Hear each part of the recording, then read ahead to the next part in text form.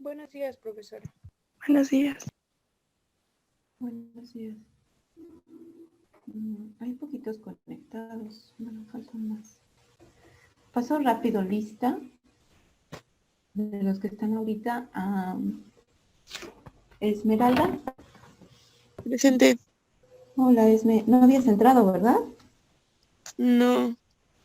Ok. Anet. Presente.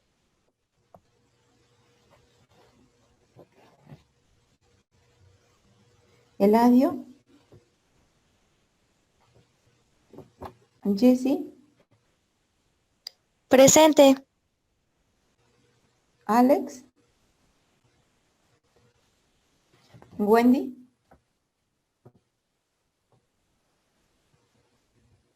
Olivia. Presente, profa. Claudia. Presente. Marjorie.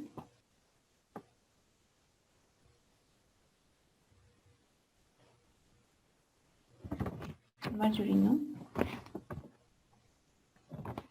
Ok.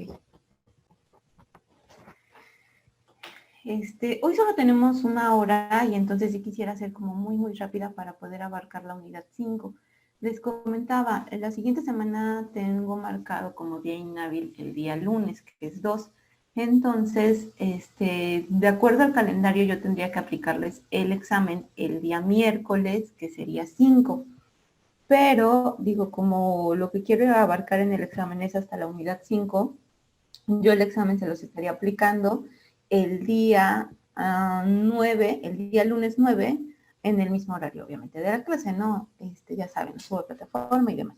Pero el día 9 estaría yo aplicando la evaluación y el día 11 ya con ustedes les estaría calificando y obviamente ya les estaría subiendo ese mismo día la calificación a la plataforma para que ustedes puedan corroborar si es que no hubo algún error, ¿de acuerdo? Si es que no tienen alguna objeción o algún comentario en cuanto a la modificación de mi fecha de evaluación o alguien que diga no, que me quiera comentar.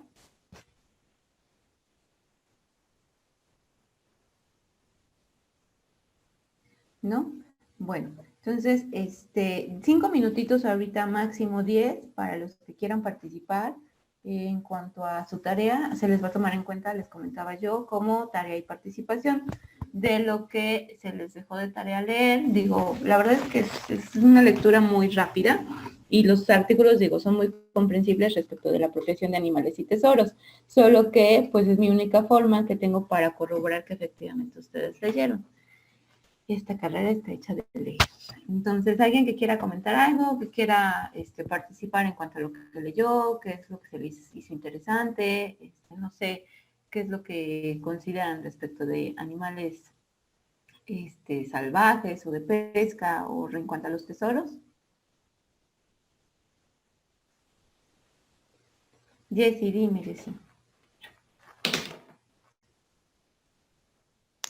De la apropiación de los animales, que es el artículo 854 al artículo 874, se me hizo interesante en el caso en el que se menciona del artículo 855, ya que en él dice que cuando hay dos dueños y el animal se piensa, bueno, cuando hay dos dueños y ellos piensan que el animal es de ambos, hasta no resolver el caso se considera que va a ser de propiedad común. Y el artículo 854 también en el que dice que los animales que no tengan alguna marca y que se van a encontrar en las propiedades de un dueño en específico, a este dueño se le otorga ese derecho.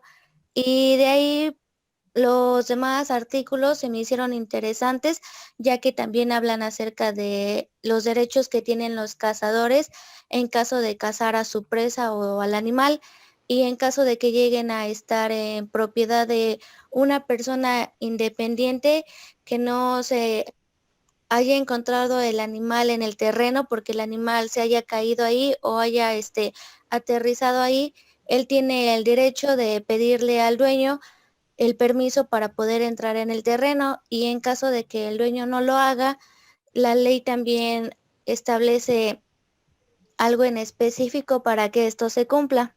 Ujú, exactamente. Digo, si ustedes lo pueden ver, digo, a lo mejor pueden ser como artículos muy comprensibles, pero que pues, no sabemos que existen, ¿no? O sea, no tenemos como esa familiaridad con la ley de decir, ah, bueno, yo me puedo ir a casar. Y si se dan cuenta en todos los artículos o en la mayoría de que se refiere a la apropiación de tesoros y animales, siempre te remiten a las reglas de esa materia, ¿no? O sea, obviamente debes de tener un permiso para cazar, debe, en la zona en la que vayas o se permita cazar, debe de ser respecto de un animal que no se encuentre en peligro de extinción y demás, ¿no? En cuanto a las marcas de los animales, pues se refiere por lo común o regularmente a lo que son los bovinos y porcinos, ¿no? A lo que son cabezas de vacas, no sé, de toros, que por lo regular los que tienen determinadas cabezas, el dueño o la marca lo que hacen es marcarlas, ¿no? Como para establecer que son de su propiedad. Dime, Claudia. Gracias, Jessy. Bueno, ya nos decía que igual el cazador si pues, mataba un animal adentro del terreno, ese tenía que pues pedir permiso para entrar pues por su animal. También el primer artículo los menciona que si no tenía marca, bueno, el animal no tiene marca de agua, a este se le considera que es el dueño. Nos hablaba sobre la pesca y el buceo, que de las aguas del poder público, estas deben de ser del uso común y igual se va como se va más por lo que dispongan las leyes, igual que está prohibido destruir los predios ajenos, los nidos, huevos y las crías de ave en cualquier especie. Y Okay. si el cazador lleva a los perros, ay, disculpe. No, dime. Este debe de pagar todos los Bueno, desastres que hicieron. exactamente. Ok, en cuanto, por ejemplo, ¿qué pasa si no le permitieran cazar o no le permitiera el animal que falleció en otro terreno, un terreno ajeno, si no le permitiere entrar a su propiedad, ¿qué pasará? Digo, porque ahí el artículo te dice que debes permitir que pase por él, pero si no lo permite, Anet.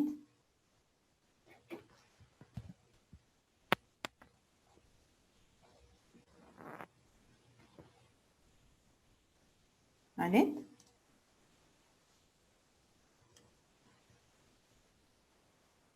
¿No? ¿Alguien más? O si vas a participar, Anet, igual. ¿Qué te dice la...? Perdón, es que no funcionaba mi micrófono. Ah, ok. Dime, Anet. Bueno, es que yo quería participar con respecto a los tesoros. Sí. Todos hasta ahorita han platicado nada más de los animales. Digo, para no dejar la pregunta abierta nada más, si dice ahí en los numerales, ¿no? Que si el propietario del terreno en donde cayó muerta el animal no permite el acceso al cazador, tendría que pagar el valor o el costo del animal, ¿no? Y en todo caso, el cazador perdería el derecho de entrar a la propiedad porque pues, es una propiedad privada y ajena, ¿no? Entonces, y ahí lo dice expresamente el numeral. Si se dan cuenta, ¿cómo puede ser nuestro código? Nuestro código es hermoso, las leyes son hermosas. Específicamente de todo te dice qué hacer, ¿no? Dime, Ned, ahora sí. Bueno, a mí se me hizo interesante en la parte de los tesoros, porque aparte de que tiene una definición de lo que es el tesoro, nos dice que pues si se encuentra en la propiedad del descubridor, pues pasa directamente a ser de él. Pero si se encuentra en algún otro sitio que no es de su propiedad, pues prácticamente se le dará nada más la mitad y la otra mitad al propietario del sitio. Y cuando el tesoro encontrado sea de interés para las ciencias o para las artes, este pasa a ser de la nación por un justo precio. Ok. Y también me llamó la atención que dice que pues no se puede hacer en un sitio ajeno, no se puede hacer una excavación así nada más porque sí.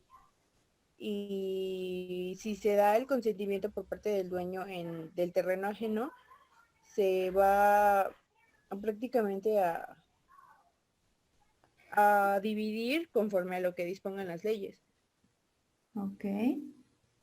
Y si se hace prácticamente sin permiso, aún así, tiene que dar, tiene que pagar los daños y perjuicios al propietario. Ok. Ahí nada más para aclarar. Si el descubrimiento lo hace en un terreno ajeno o en una propiedad ajena, pero con consentimiento del dueño, se dividen lo que hayan encontrado, ¿no?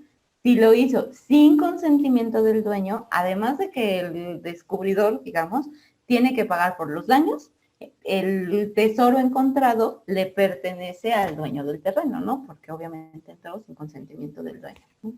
Gracias, gracias, Anet. ¿Alguien más?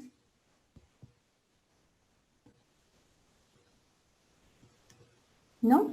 Bueno, hasta aquí, bueno, dejamos esta parte de... Hola, Alex, buenos días.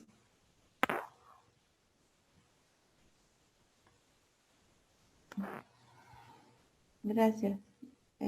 ¿Alguien más entró aparte de Alex?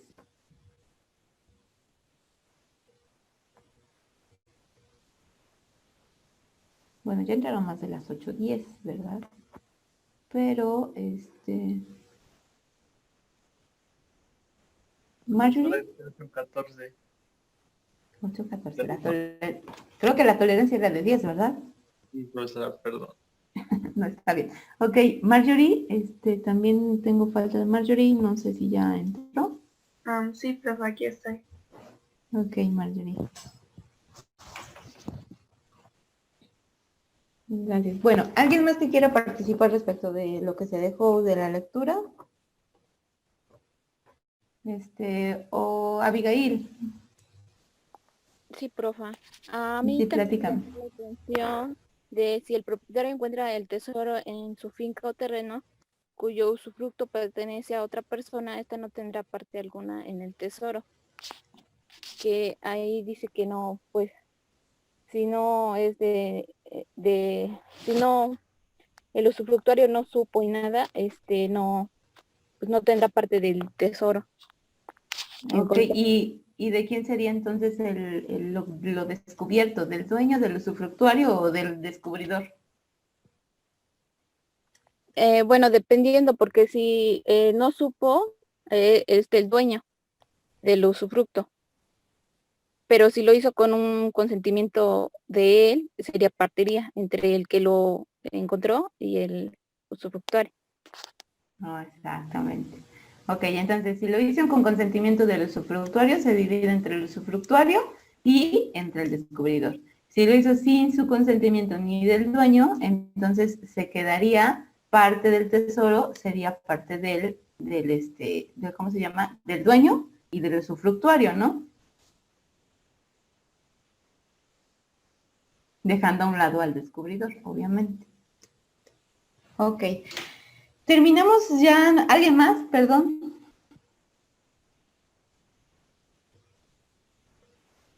¿No? Bueno, terminamos nada más de ver lo correspondiente a la prescripción positiva, que la clase pasada ya nada más lo vimos como muy ambiguo. Decíamos que la prescripción positiva, llamada o comúnmente llamada usucapión, no le dicen usucapión y otros usucapión, es esa figura jurídica en la cual se llegan a adquirir bienes mediante la posesión por el transcurso natural del tiempo, ¿no? Y que, bueno, este transcurso natural del tiempo debe de ser cierto y debe de ser medible y sobre todo que no constituya un delito.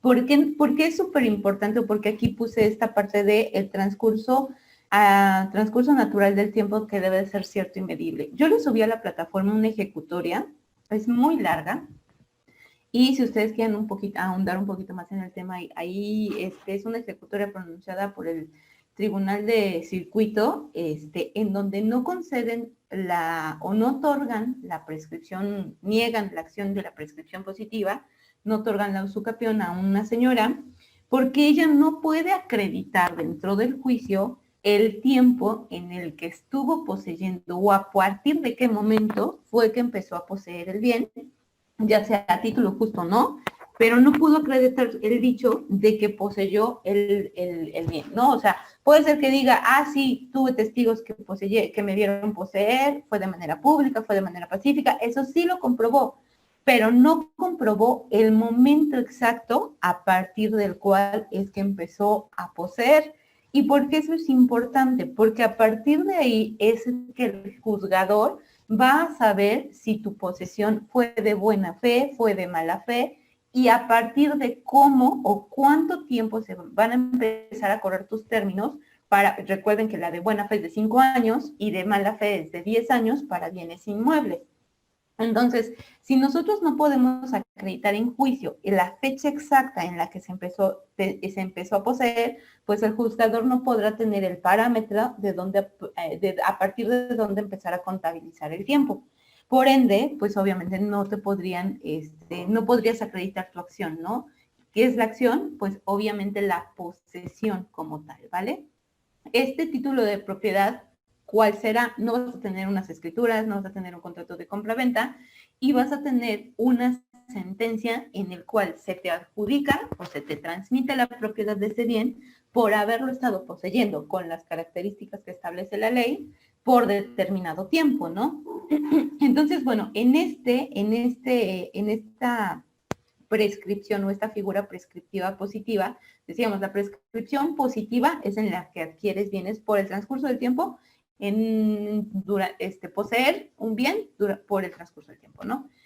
Y la prescripción negativa, que no la estudiamos acá, pero que es importante que sepan, es cuando por el transcurso del tiempo pierdes obligaciones, ¿vale? Obligaciones que tú debías de cumplir, como por ejemplo pagar impuestos, no sé, pagar alguna deuda, y que esa deuda tenga una prescripción de 3 años, 5 años, no lo sé, y durante ese tiempo nunca se te cobró, bueno, entonces por el transcurso del tiempo, sin que el deudor o el acreedor te haya cobrado, tú pierdes pierdes esa obligación, ¿vale? Bueno, acá, ¿cuáles son las condiciones en las que se deben de dar esa posesión? La posesión que tú debes de tener sobre el bien debe de ser en concepto de propietario. ¿A qué nos referimos con concepto de propietario? Que tú debes de detentar respecto del bien el ánimo de dominio, retener el corpus, ya decíamos cuáles eran los elementos de la posesión, aquí se entrelazan todos esos conceptos que vimos.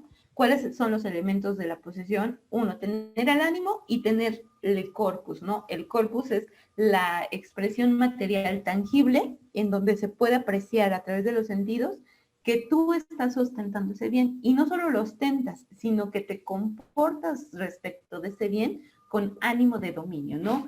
Te haces o haces las veces de dueño, ¿no? De forma pacífica, de forma continua, de forma pública, pero haces las veces de dueño.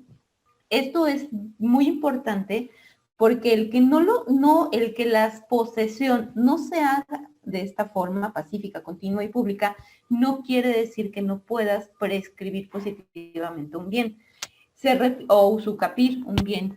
Se refiere más a que si no fue de manera pacífica y hubo violencia, entonces, bueno, se considera una posesión de mala fe y tu prescripción no va a empezar a correr de 5 años, sino entonces tendría que tomar en consideración de 10 años y el término empieza a correr a partir de que cesa la violencia, ¿vale?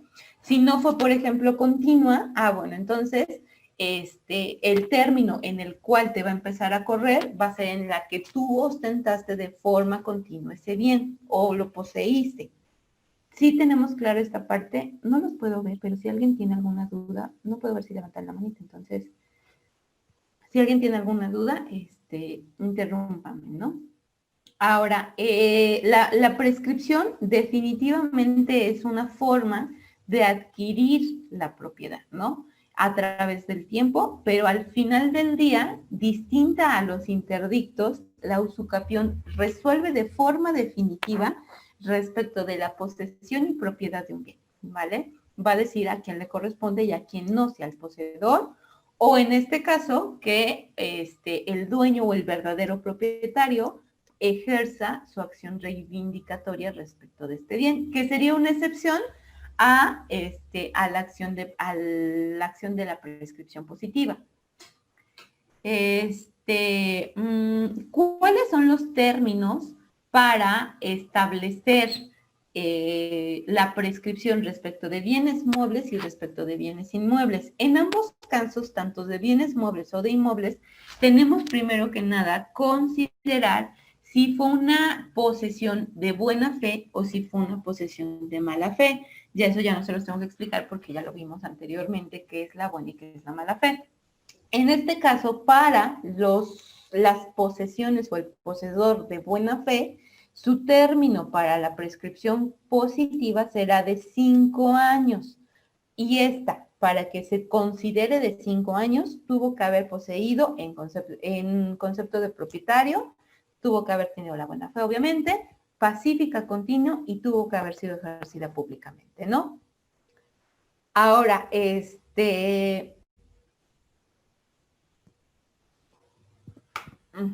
por ejemplo, si tú, en este segundo punto, me refiero yo a que si tú ejerciste ejerciste la acción de algún interdictal respecto de tu posesión, entonces, en el momento en que se emitió la sentencia respecto de tu posesión, definitivamente con eso puedes acreditar la posesión y tu término para poder ejercer la prescripción en un futuro va a ser de 5 años. Ahora, si tú poseíste de mala fe, entonces, bueno, van a ser el término de 10 años y en esta, la posesión de igual forma se tuvo que haber hecho igual en concepto de propietario, de forma pacífica, de forma continua y de forma pública.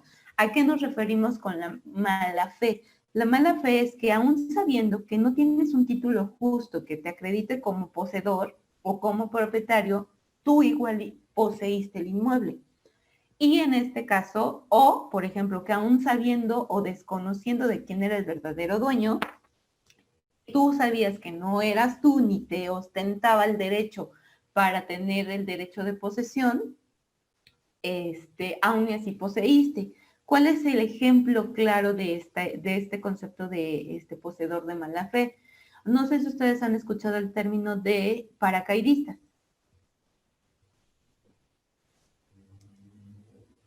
Sí, ¿no? ¿Alguien que me conteste? No siento que ellos se fueron a desayunar. No, profesor. Bueno, yo no lo he escuchado. ¿De verdad, no? ¿Alguien más? O sea, a lo mejor es lo que estoy pensando, Sí, pero... ¿Sí? Bueno, este es el ejemplo claro de cuando ven un terreno vacío y, bueno, no quiero quemar a nadie, pero por lo regular, ¿no? Son los de antorcha campesina, por lo regular, los que llegan, se introducen en un bien que comúnmente no está cercado esa parte o esa fracción de terreno y empiezan a hacer sus, como casas, ¿no? Casas de campaña y empiezan a poseer. ¿Por qué no construyen? Porque en cualquier momento, pues obviamente los pueden desalojar de esa posesión. Pero si, por ejemplo, nadie ejerció nada, nadie se interpuso, ni nadie desalojó, ni nadie se inconformó, es más, el dueño nunca se enteró, y ellos llegaron de repente después de un año de estar así en casas de campaña, bardearon, ya después de estar en casas de campaña pusieron paredes y aunque fueran de lámina los techos, pero poco a poco empezaron a pasar los tiempos, ¿no? Y en este caso, digo, ellos podrían ejercer la acción de la prescripción positiva de buena fe porque podrían acreditar que tal persona, X campaña o el gobierno se los otorgó, ¿no? Pero durante un juicio lo tendrían que acreditar. En caso de que no, pues entonces se consideran como poseedores de mala fe y aún así el derecho les asiste para protegerlos su posesión, ¿no? Si llegaron a generar antigüedad mínimo de 5 años poseyendo ese inmueble sin que nadie se inconformara o no hubiera una acción reivindicatoria por parte del dueño, entonces la ley le protege en su posesión y hasta incluso se puede adjudicar la propiedad de ese inmueble, ¿no? Y este es el ejemplo más claro en donde algunos autores respecto de la posesión, porque la prescripción lo único que hace es formalizar la acción de poseer. Entonces, algunos autores autores dentro de la doctrina señalan que nuestra Constitución pues protege hasta incluso al poseedor que no tiene derecho, ¿no? Aquel que haya sido por causa de un delito. Porque incluso te dicen acá los términos para poseer de buena o de mala fe que no hayan sido derivados de un delito. Pero, por ejemplo, hay un artículo en el Código Civil en el que te señala que si tú tuviste la posesión derivada de un delito, igual no te quitan el derecho de adquirir la posesión o mediante la acción de la prescripción. Sin embargo, en el momento en el que tú hayas cumplido con tu sentencia, pagado la indemnización, los daños y perjuicios, etcétera, a partir de ese momento se empieza a correr tu término para la prescripción positiva y se considera de mala fe, eso sí, o sea, se tomará en cuenta en 10 años, pero no te limita o no te dice que no puedas llegar a adquirir la propiedad de ese inmueble, aun cuando la posesión la hayas tenido a causa de un delito, ¿no? Entonces, por eso algunos autores en doctrina, pues critican esta parte de la prescripción, ¿no? Porque se le asiste y protege hasta incluso a aquel que adquiere la propiedad derivado de un delito, ¿no? ¿Tenemos aquí alguna duda en cuanto a los términos para la prescripción en bienes inmuebles, en cuanto a la buena o mala fe y a los que derivan de algún delito?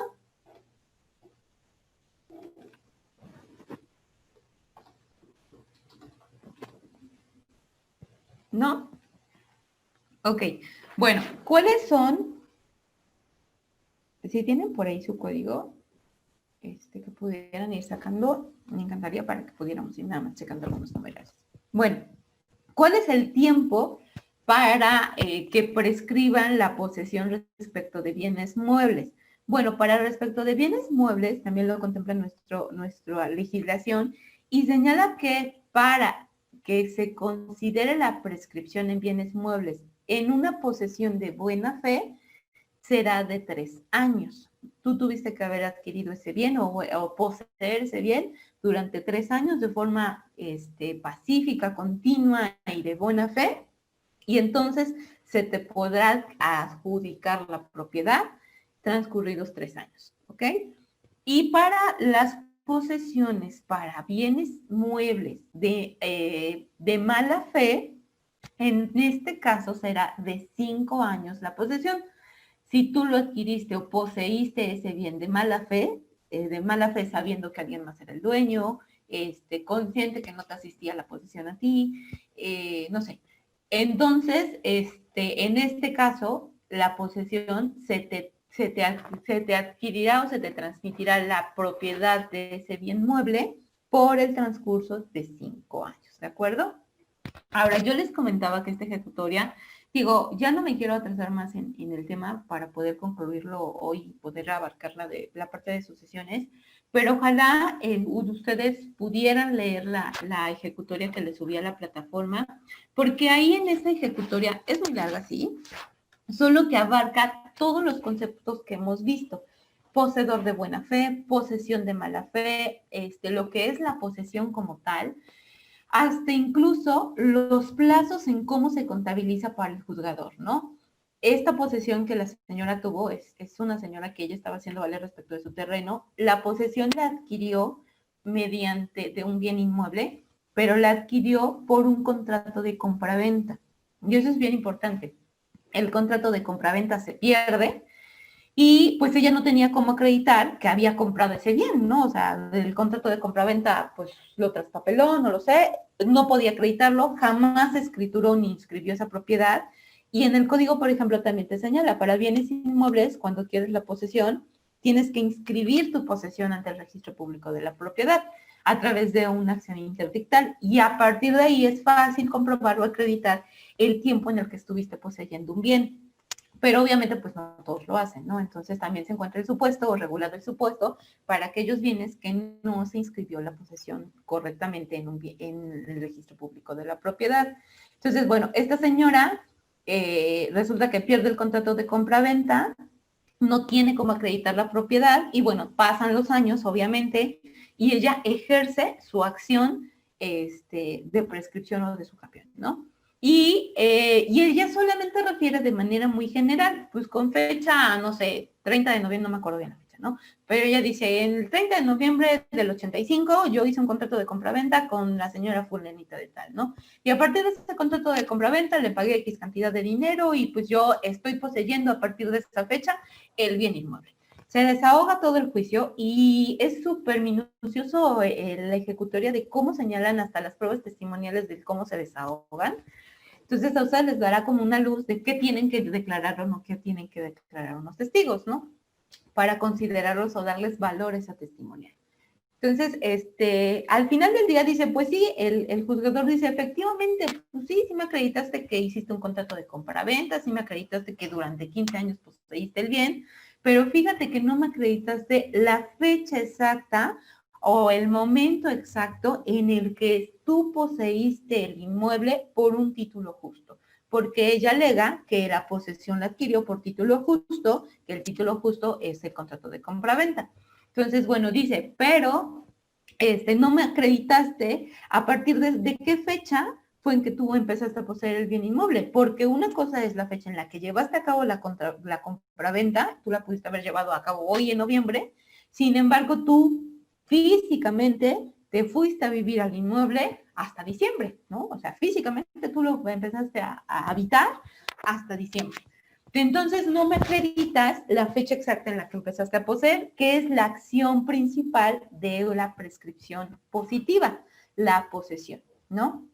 Y a partir de esa fecha de la que tú acreditas, no solo dices, porque no es algo que debe de ser, se tiene que presumir, algo que yo infiero de lo que veo, de lo que leo, de lo que tú me dices, no, tú debes de acreditar fehacientemente el momento exacto en el que llegas a poseer, para que a partir de ahí se te empiece a contabilizar. Ah, bueno, si se reuniste los requisitos de la prescripción, fue positiva, fue de buena fe, fue continua, fue pacífica, ah, perfecto, entonces tu posesión se considera de buena fe y en este caso te deben de correr 5 años, ¿no? Dice, pero como no me diste la fecha exacta en la cual empezaste a poseer, el juzgador no puede saber a partir de cuándo te va a empezar a correr el término de los 5 años, ¿no? Y entonces le dicen que no en el juicio de origen, se va al amparo, no le conceden el amparo y obviamente se va al colegiado, ¿no?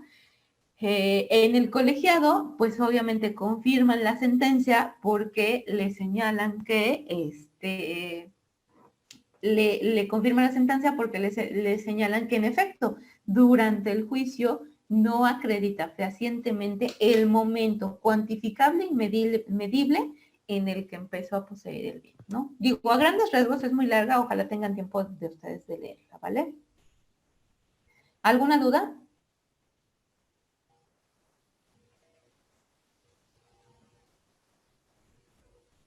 ¿No? Bueno, por último, la adjudicación, que decíamos que son las formas en las que se adquiere la propiedad. Por último, es la adjudicación. ¿Qué es la adjudicación? Bueno, es el acto judicial que consiste en la atribución respecto de a una persona determinada para otorgarle o cederle la adjudicación de un bien, ¿no? Yo creo que se escucha redundante, pero es una sentencia en el cual ya se te adjudica porque tú interveniste durante ese juicio, ya sea como una sanción, como una indemnización, ya sea por una subasta o ya sea incluso por una sucesión hereditaria, pero hasta el momento en el que se desahogan pruebas o hasta que hasta como tal que lo dicta una sentencia, es que se te adjudica a ti como propietario o ese bien, ¿no?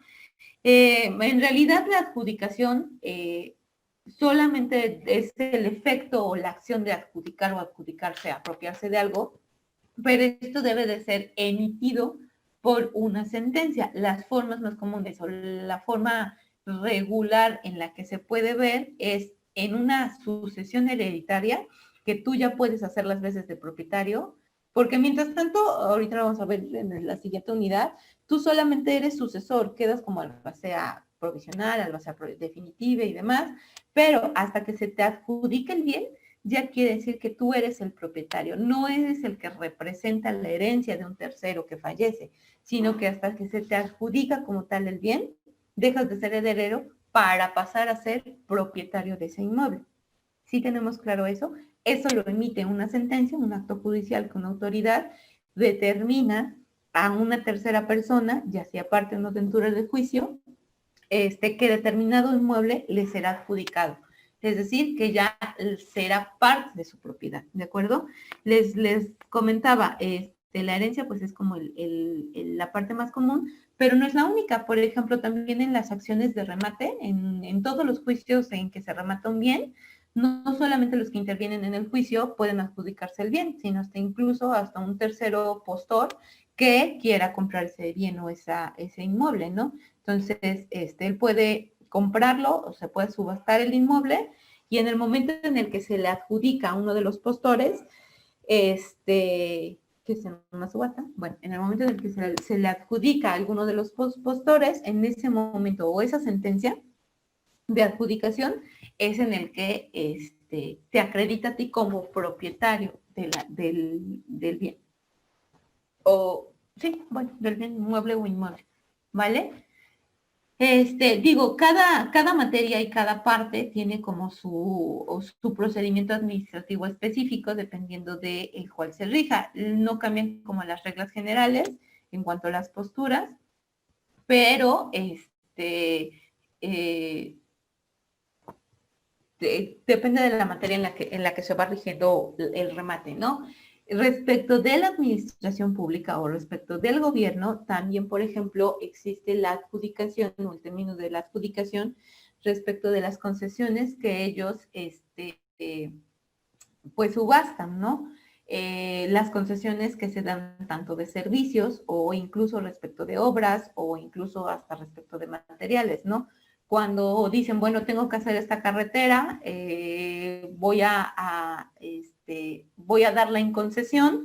Entonces, bueno, se establecen unas reglas específicas para que determinadas empresas que quieran elaborar esa carretera o varias constructoras que quieran elaborar esa carretera entren como posibles concesionarios y hasta que el gobierno del estado dice, bueno, de todas las empresas, pues hay que se le adjudica la elaboración de esta carretera, hola, buenos días.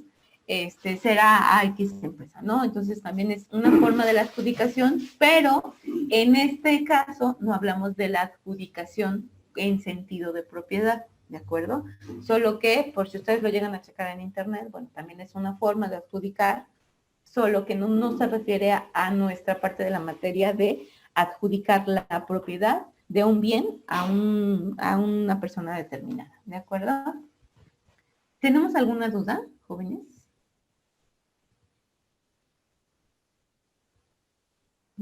Sí, no. No, sí. ¿Ya los dormí? ¿No los dormí?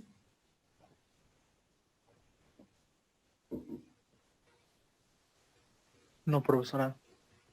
Gracias, Alex. Bueno. Como no tienen dudas, yo creo que explico muy, muy bien.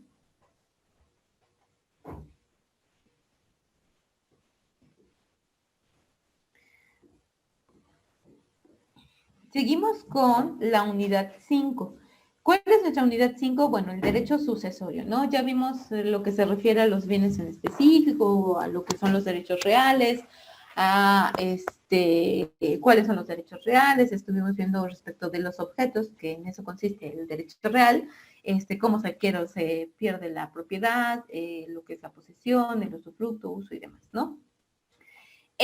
¿Cómo vemos el derecho sucesorio? Bueno, nuestro derecho sucesorio refiere también al caudal hereditario o a la masa hereditaria, que al final del día, pues todo se traduce al qué pasa con un bien cuando una persona fallece, ¿no? Y al fin, después de todo un procedimiento, pues a quienes se les van a adjudicar los derechos y obligaciones que esa persona fallece, o qué va a pasar con los derechos y obligaciones que adquirió la persona que falleció. no por su fallecimiento deja de cumplir con las obligaciones que tuvo en vida y pues las propiedades no se las puede adjudicar el Estado o el gobierno, ¿no? En todo caso, pues tiene que tener, antes de otorgárselas al gobierno, tiene que tener personas a quienes les corresponde el derecho en primera instancia, ¿no? Entonces, bueno, el derecho sucesorio es el que regula o el que se encarga de estudiar estos conceptos, ¿no? Es el conjunto de normas jurídicas que dentro del derecho privado regulan el destino del patrimonio de una persona después de su muerte. Aquí es súper importante porque cuando nosotros referimos de patrimonio, hablamos tanto de cargas como de derechos, ¿no? O sea, de las obligaciones o deudas, como de los derechos y bienes, derechos que pudo haber adquirido y bienes, ¿no? Por ejemplo, si fallece y estaba recibiendo una pensión, bueno, o tiene derecho a una pensión, ¿quién va a recibir en nombre de él esa pensión, ¿no? Y de bienes en específico, casa, coches, no sé, obras, arte, demás, ¿no? En específico, ¿qué va a pasar con esos bienes? El derecho sucesorio, pues es el que va a regular todo esto. Ahora, mientras en vida o mientras esa persona se encuentra en vida, a ese conjunto de bienes, derechos y obligaciones se les denomina patrimonio. Y en el momento en el que fallece, el concepto de patrimonio cambia por el de herencia, ¿vale? Ya no se le denomina patrimonio, sino ya esa universalidad de obligaciones, derechos y bienes se le va a denominar herencia, ¿de acuerdo? ¿Qué es el derecho hereditario? Bueno, es aquella parte del derecho privado que regula la situación jurídica que sigue a la muerte de una persona física, desapareciendo con ella un sujeto de relaciones jurídicas, se hace necesario regular su suerte, determinar los efectos sobre ellas y se produce en el momento del hecho de la muerte, ¿no? Entonces, bueno, cuando hablamos de derecho sucesorio, es alguien que prevé lo que va a pasar antes de fallecer, ¿no? Cuando hablamos del derecho hereditario, pues estamos hablando más de los herederos, legatarios o sucesores que van a hacer con la persona o los bienes o la herencia de la persona que fallece, ¿no? ¿Sí entendemos como aquí la distinción entre una y otra? Entre el derecho hereditario y el derecho sucesorio. ¿No?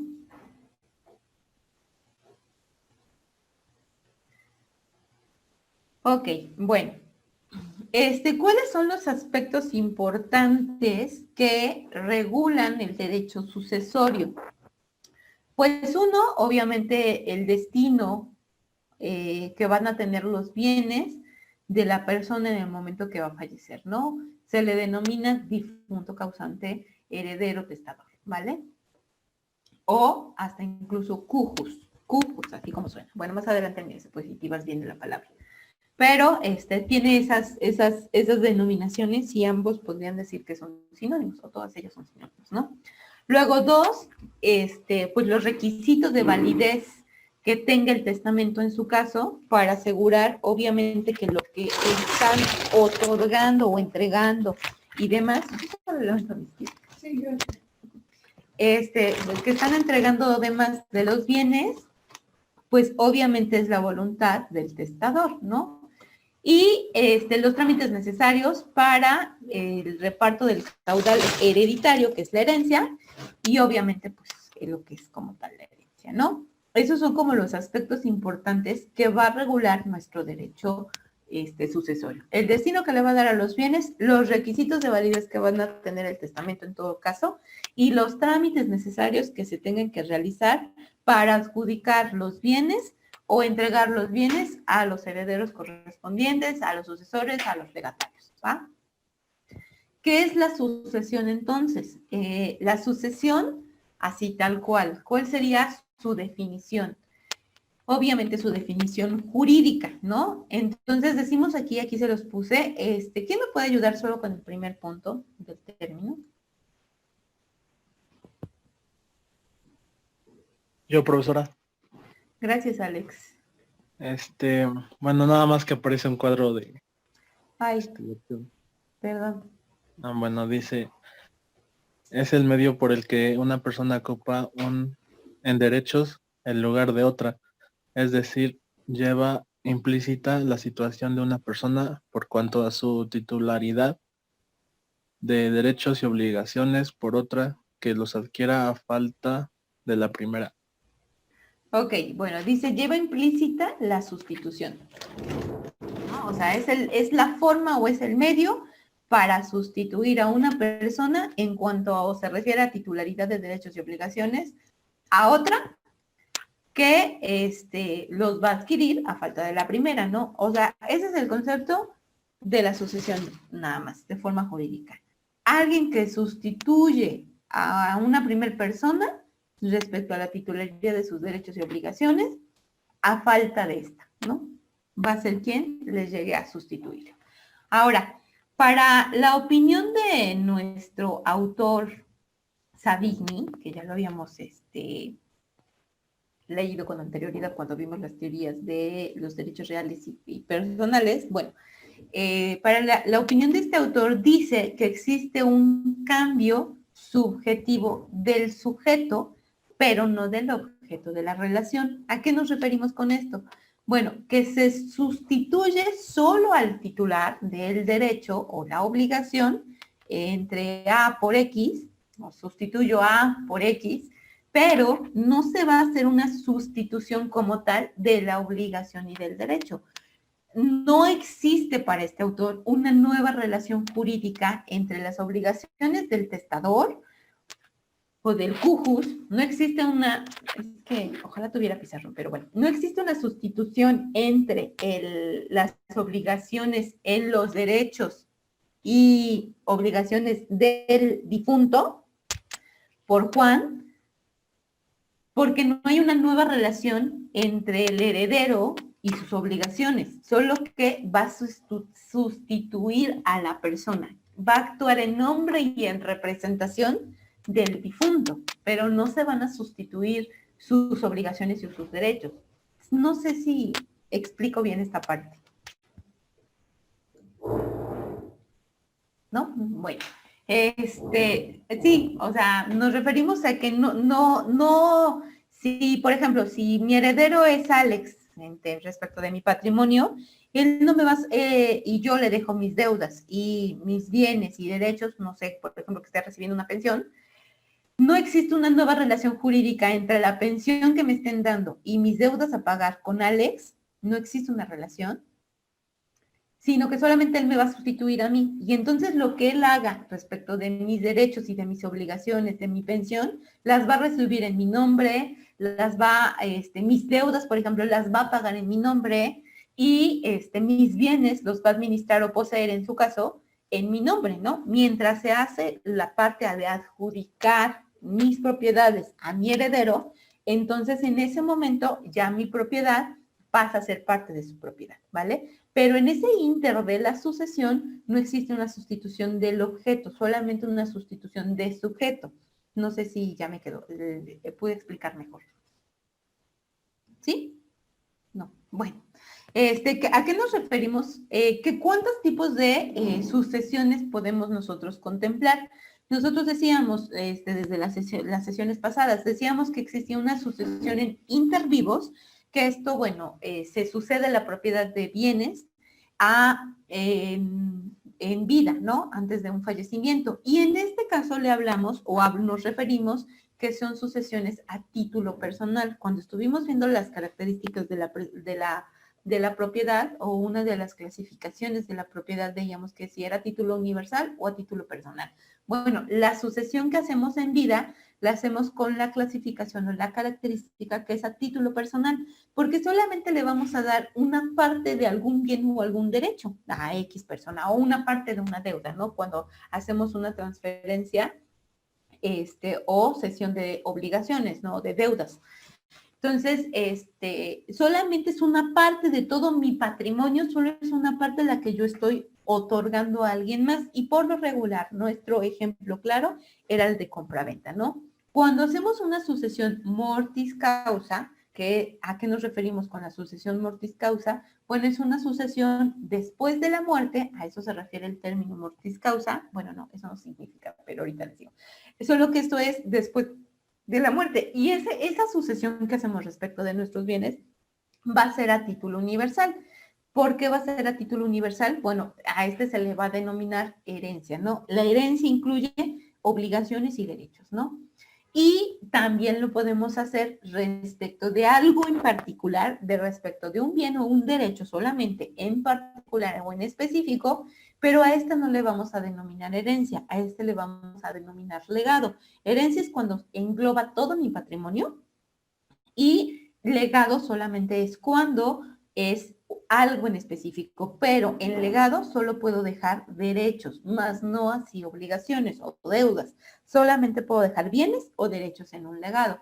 Específicamente yo, por ejemplo, digo, mi casa, mi coche, se lo dejo a mi hijo. Específicamente solo le estoy dejando eso de todo mi patrimonio, ¿vale? ¿Qué significa mortis causa? Bueno, la mortis causa, su significado tal cual es por causa de muerte. Y bueno, esta sucesión mortis causa se refiere que es la muerte pone fin física a la persona, al individuo, pero no a su patrimonio o no a sus obligaciones, ¿no? Aquí nosotros vamos a hacer como un análisis de lo que decía Roma o el derecho romano, el derecho germánico y lo que hace nuestro derecho actualmente respecto a la sucesión mortis causa. Y bueno, a mortis causa nada más hay que tener en cuenta dos aspectos. Uno, que debe de existir una mortis causa en física, ¿no? Tangible, ¿no? Que fallece.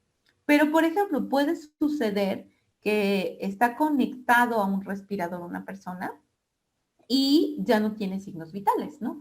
Entonces, ¿a partir de qué momento se va a considerar su mortis causa para saber qué hacer con su patrimonio? Bueno, la mortis causa refiere aquí la doctrina que es a partir de la declaración de muerte, así, oficial, la declaración de muerte oficial que se hace de un individuo, o la muerte material, ¿no? Así simple, ¿no? Les decía, ¿cómo se llama? Puede darse supuestos en el que no fallece el cuerpo, por ejemplo, pero sí existe no sé, es que no sé cómo se denomina en términos médicos, pero cuando solamente estás conectado por aparatos, ¿no? Entonces, bueno, la mortis causa va a empezar a operar a partir de que existe una declaratoria de fallecimiento, ¿vale? Oficial, obviamente, ¿no? Ahora, en Roma, o el derecho romano, decía que la mortis causa ponía fin al individuo, pero no a su patrimonio. Sin embargo, decía que solo se limitaba, no solo se limitaba a los bienes o a los derechos. Su patrimonio respecto del difunto no solo iba a ser respecto de bienes y los derechos, sino también que se tenía que heredar y transmitir hasta incluso la religión, la soberanía doméstica, el ámbito, no sé, las costumbres que llevaba en vida el difunto. Y, ay, ya me ganó el tiempo, creo ya son las 9. Ay, bueno, me faltan bastantes. Hasta aquí la dejamos, jóvenes. Voy a subir a mi plataforma mi presentación y 2 lecturas. Bueno, son 2 fuentes respecto de las sucesiones en general, ¿no? Con ambas lecturas vamos a estar trabajando en la unidad 5, 6 y 7, que vamos a estar viendo. Entonces, si pueden ustedes irlas o empezarlas a leer, les serviría de mucho para poder participar en la siguiente sesión y que les sea más fácil comprender respecto de la sucesión testamentaria, intestamentaria y los tipos de testamentos. Entonces, pero voy a estar trabajando con esas lecturas o en realidad mis presentaciones se basan en esas lecturas. Entonces, ojalá las puedan leer. No les dejo tarea para que puedan disfrutar su puente, pero nos vemos el siguiente miércoles para terminar esta parte de las sucesiones, ¿vale? ¿Tienen alguna duda? No, profesora, ninguna. Ok, bueno. Se acaba a las 9, ¿verdad?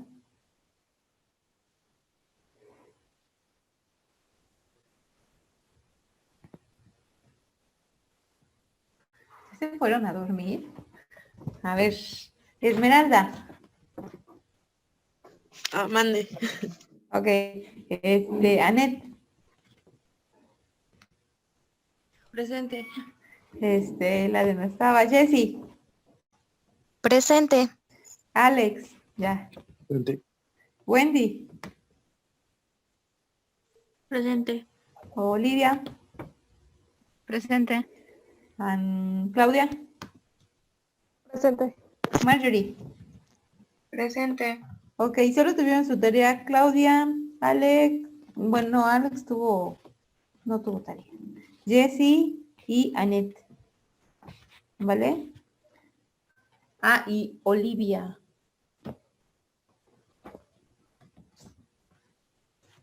Vale, gracias jóvenes, bonito día. Gracias, profe, igualmente. Bye. Gracias, igualmente.